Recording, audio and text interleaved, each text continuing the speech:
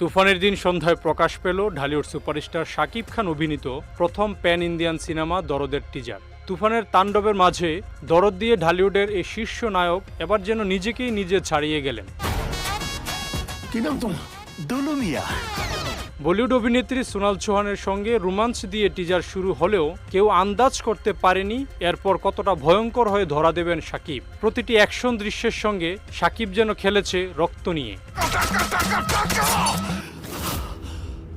17 June দুপুরে দরদ cinema নির্মাতা অনন্য মামুন নিজের ফেসবুক পেজে লেখেন, যাদের হার্ট দুর্বল তারা দয়া করে দরদের টিজার দেখবেন না। 1 মিনিট 24 সেকেন্ডের টিজারটিতে যেন সেই প্রমাণই দিলেন নির্মাতা। টিজারটি প্রকাশ্যে আসার পর থেকেই নেটিজেনদের প্রশংসা কুড়াচ্ছেন দরদ টিম, যা দেখে অনন্য মামুন বলতেই পারেন, আমি তাহলে জিতেই গেলাম।